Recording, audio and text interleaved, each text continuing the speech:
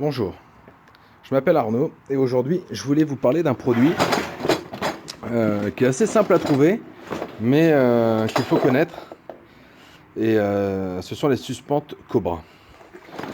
Alors après vous avez d'autres marques, hein. Il se trouve que moi j'ai trouvé que celle-ci dans ma région. En l'occurrence je l'ai trouvé chez Gedimat, il y en avait également chez Casto, chez certains points P. Bon, qu'importe. Ça existe en plaque style. C'est les pH quelque chose machin. Ils sont un petit peu différents, mais c'est le même principe. Qu'importe. Donc, tout simplement, je vous parle de ça parce que j'ai pas trouvé de vidéo pour la pose d'un plafond en placo, mais sur une surface d'ourdi en polystyrène. Euh, et voilà, et j'avais envie de vous faire partager un petit peu cette expérience parce que je pense que ça peut être utile avec les nouvelles normes d'isolation. Certains vont être confrontés prochainement, certainement, à cette surface de support pour y accrocher un placo. C'est relativement simple finalement, il suffit de comprendre les deux bases.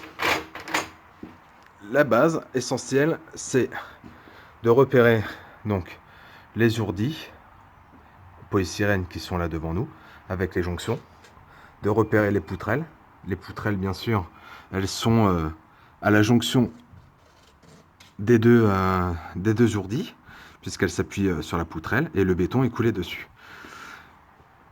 On détermine préalablement dans quel sens on souhaite poser les feuilles de placo. Moi ici j'ai choisi dans la longueur, donc elles feront le 60 sera à peu près ici, et le 120 sera là-bas.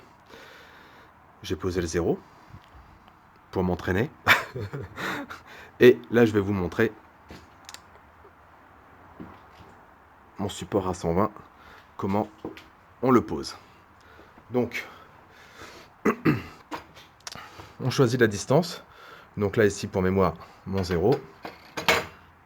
Voilà, 60 à peu près, et mon 120. Donc, je prends l'exemple du 120.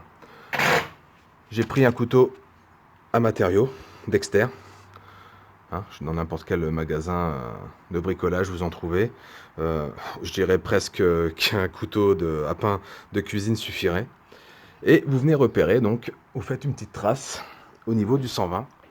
Voilà, moi j'ai repéré par une petite croix au crayon de papier sur mon polystyrène.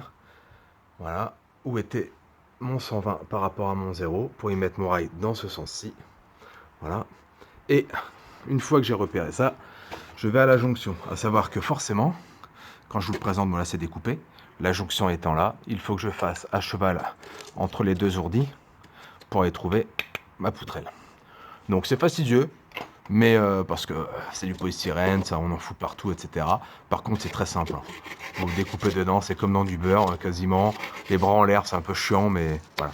Vous venez bien gratter toute la largeur là. Bon, pas la peine de faire beaucoup. Regardez, moi je rentre 3 doigts. Ça sert à rien de venir dégrader votre polystyrène pour y mettre une petite pince Cobra. Donc, les pinces Cobra, elles se présentent comme ceci. Voilà. Donc c'est une petite pince, une suspente hein, tout simplement, mais qui vont venir s'accrocher comme ça. Cobra, alors j'imagine que c'est en référence avec les petites dents là, c'est rigolo. Voilà, vous y fixez le petit boulon qui est en bas là, ici, avec le renfort. Alors vous trompez pas de trou, hein. Normalement il n'y a pas à se tromper. Là ici, c'est pour le premier trou que vous voyez sur la droite, c'est pour la tige filetée. Il fixait le cavalier au bout, et là, c'est vraiment le boulon pour venir serrer contre. Donc comme ça, hein, on imagine que ça, c'est l'ourdi. C'est pour venir serrer dans la poutrelle, pardon. Hein, voilà. Donc là, c'est la poutrelle. On vient se poser et on vient serrer. Donc je vous montre rapidement. Une fois que vous avez fait l'ouverture, comme ça, moi, je laisse un petit peu dépasser le boulon parce que c'est toujours ça de gagner. On y vient le glisser à l'intérieur. Voilà, ça c'est simple. Ici, on vérifie bien que ce soit bien posé, bien fixé et collé à la poutrelle. Vous voyez, là, on voit un petit peu mieux, mais je vais essayer de vous montrer ici, là. Ici, c'est important qu'elle soit bien collée le long de la poutrelle. Et ensuite, avec un tournevis, on vient commencer à visser, visser, visser, visser, jusqu'à ce qu'on accroche. Bien vérifier avant de de fixer définitivement le support, enfin la pince Cobra, de bien vérifier qu'on est bien ici au milieu à son 120, parce que effectivement on va peut-être pas faire des trous tous les 5 cm pour y fixer le deuxième rail à côté, donc autant bien optimiser la surface et donc bien les mettre aux bonnes dimensions pour que, une fois aligné, on soit bien à la jonction des deux plaques entre celle-ci qui sera sur la gauche et celle qui sera sur la droite. Voilà, ça c'est juste un petit conseil que je peux donner. Après, pour ceux qui sont vraiment à cheval sur ils veulent en mettre deux, et ben écoutez, il suffit de percer un petit peu à côté, de le mettre à côté le second et puis de mettre une deuxième suspente. Moi, le vendeur m'a conseillé d'en mettre qu'une parce que ça suffit largement. Tous les 120, c'est ce que je vais faire, et les 60 en largeur. Une fois ça posé, fixé, vissé, donc là je l'enlève pour ne pas oublier que celle-ci n'est pas fixée.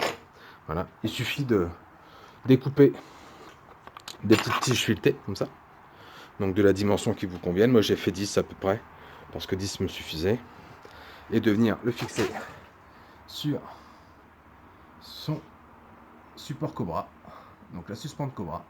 Voilà, on visse.